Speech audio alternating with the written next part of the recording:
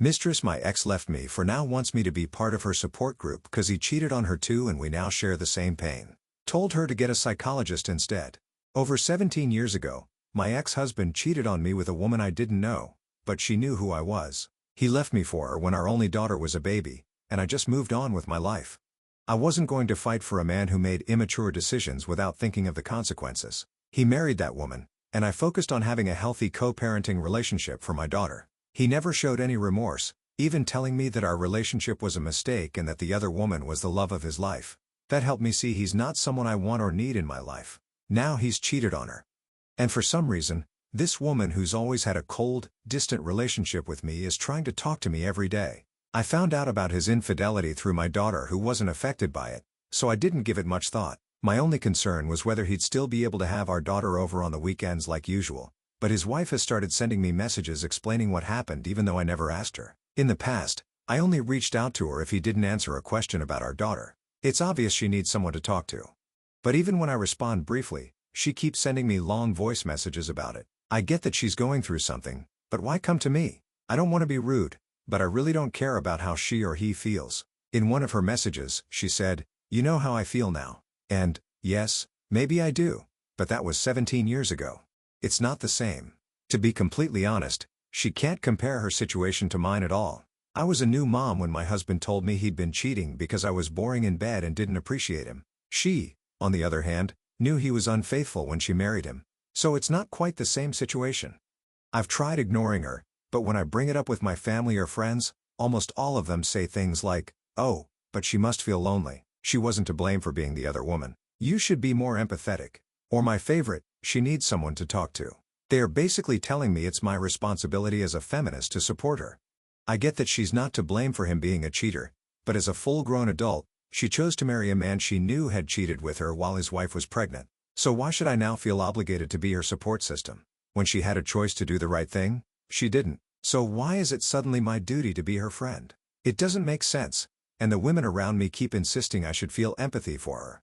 She and he knew exactly what they were getting into, and I don't see why I need to be her free therapist. Being cheated on isn't my whole personality, and I don't want to talk about it with her 247. I'm just going to keep ignoring her because, frankly, I don't care how she feels, even if that makes me a bad feminist for not empathizing. Edit? No?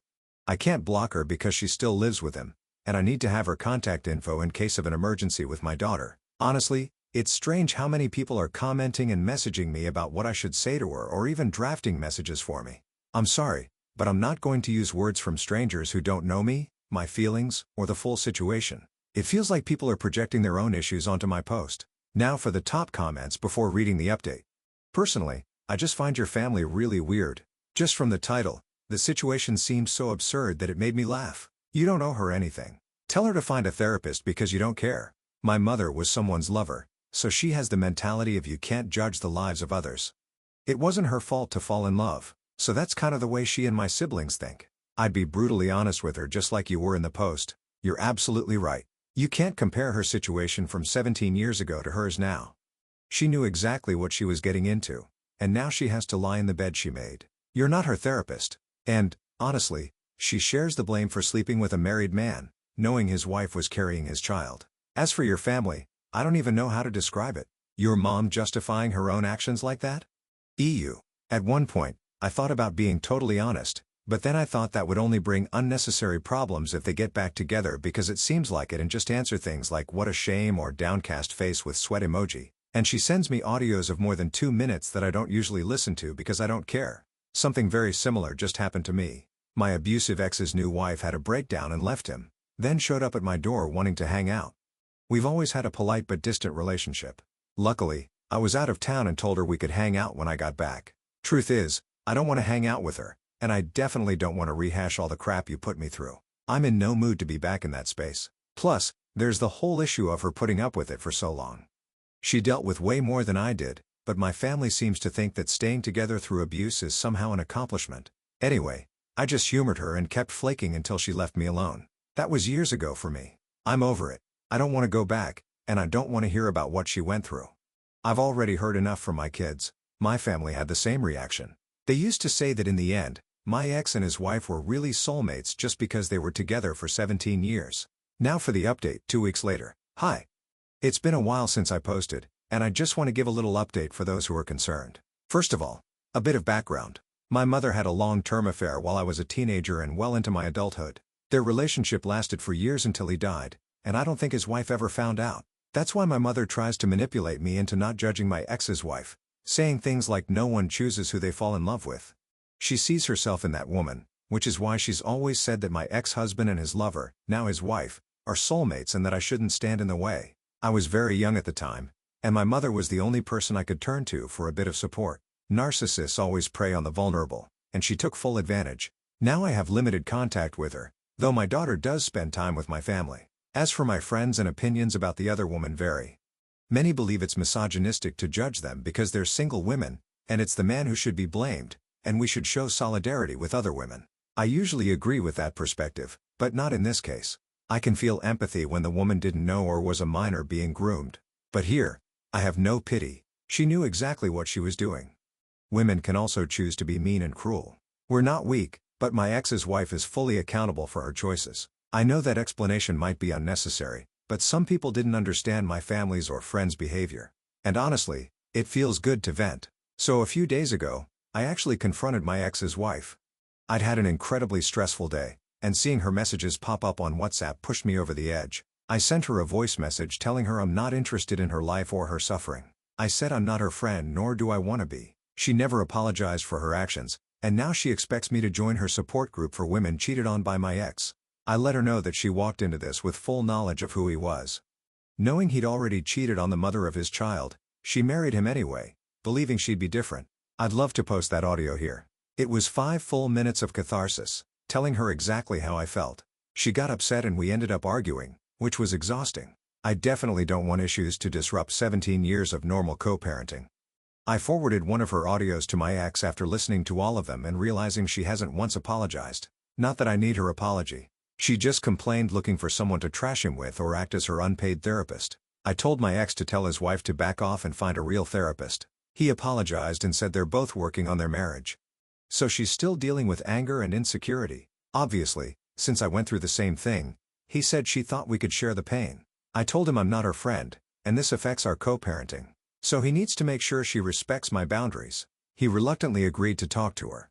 And for the past 3 days, I haven't received any messages from her aside from one today letting me know my daughter was sleeping over there. So it seems like it worked. I don't care if they have a happy or miserable marriage, and I don't care if she's happy knowing he cheated but still stays with him. I just want to live in peace, free of drama from people who, at over 40, are still mentally stuck in high school. Karma said, "Hold my purse. Lol. They'll cheat with you, then on you. Mistress and your mom are so delusional. It's crazy. You should give your ex's wife your mom's number. That's the perfect shoulder for her to cry on since they can bond as mistresses. Good for you setting boundaries and standing up for yourself." Next story. Am I the a-hole for asking my soon-to-be ex-husband why I'd take him back when the nanny does more for the family than he does? My husband and I are separated and getting a divorce. We have a 3-year-old and an 8-year-old. He owns his own business and told me he'd be home by 5:30 to 6 every night.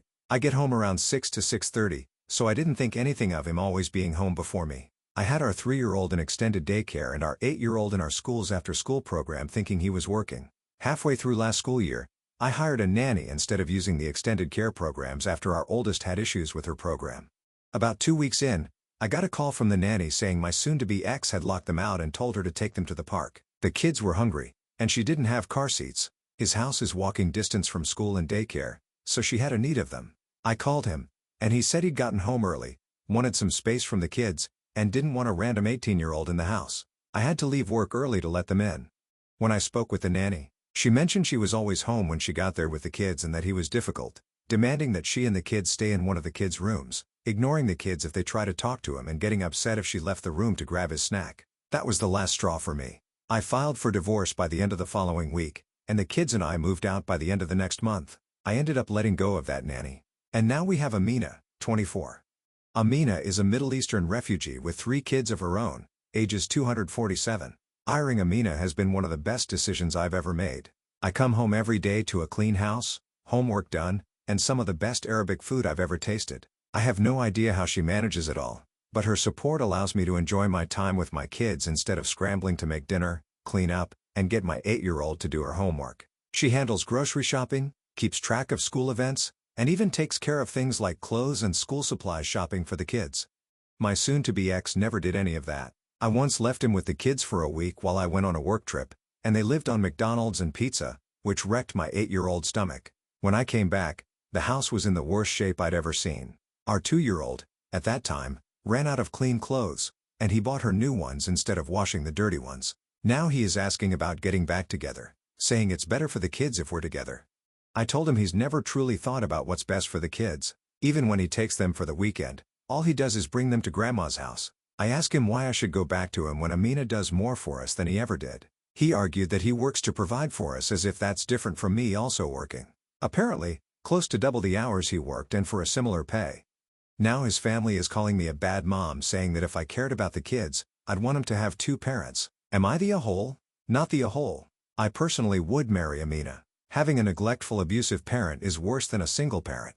Ask any child psychologist. What you are describing is not laziness. It's straight-out abuse. You can lose your kids if CPS had been called in that last situation. You really need to think about the kids and not what society told us about what's good for the kids. 100%. If he doesn't live there, the kid grows up to believe he loved them, but unfortunately wasn't able to live there and be around to show it. If it's there and kicking them out the house and getting angry when they approach him, they are at risk for developing all sorts of insecurities. He doesn't seem mature enough to be trusted with your children's mental well-being. You do not have to give a reason to anyone for not wanting to reconcile. If they insist, then I found that I'm happier, the kids are more stable, and our lives run more smoothly as things are right now. That's it. No one has sought an explanation for your decision. Not even the soon-to-be ex. Ex just wants to get back together because I bet he hates paying child support and not being taken care of by OP. Screw him. Last story. Am I the a-hole for refusing to help my estranged son nor meeting his child? I haven't slept in nearly 2 days, so please excuse any grammar mistakes. I'm from a country where bullying isn't taken seriously. I'm using fake names to protect my other 2 children, who I'll call Eve and Henry. I lost one of my daughters, Rose, 15 years ago due to relentless bullying by a group who never faced any consequences. One of the people responsible was Sarah, who is now married to my son, Mike. Apparently, the Madison University connected and started a relationship. A former classmate sent a video of them on a date to Eve. When we confronted Mike, he broke down saying Sarah was sorry and gave a million excuses. He even said that Rose made her own decision and that we couldn't blame Sarah. He added that if we try to make him choose, he would choose Sarah. I told him he didn't need to choose because from that day on, I had 2 dead children and that he should never contact me again. His father and siblings do the same. The only family members who didn't cut him off were his aunt and cousin. Over the years, they tried to reach out with apologies, wedding invitations, and even pictures of their son. I thought Mike understood when he wasn't notified until 2 weeks after his father's funeral. But 2 days ago, he showed up at Henry's workplace to tell him that his wife, Sarah, has terminal cancer and that he needs me because he can't handle it all on his own. Mike then showed up at my house with his son, refusing to leave until I spoke to him. After about 4 hours, I opened the door and told him to leave. Mike tried to force me to meet his child, saying his son was innocent and that Sarah has repented for her role in Rose's bullying, urging me to forgive them. I told him that Sarah's cancer is karma, to which he responded by asking how I could be so cruel, not only to them but to their child. I told him I didn't care about his child or what happens to either of them and to get off my property before I called Henry to have him removed. His aunt, my sister-in-law, called saying I'm a selfish, cruel mother who can't let go of the past.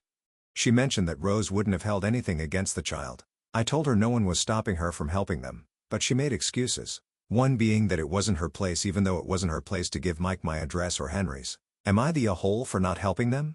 What a deeply painful experience this must have been for you. Losing a child, especially under those circumstances, is an unimaginable hurt, and when a close family member is connected to that loss, the betrayal you feel becomes even more overwhelming. The fact that Mike's life has moved on with Sarah, knowing the pain her actions contributed to, is a lot to take in. You made a choice to protect yourself and your other children from further hurt, especially after how Mike responded when confronted. So it's understandable why you would hesitate to open the door to that part of your past again, especially without real accountability or meaningful actions to heal the past wounds.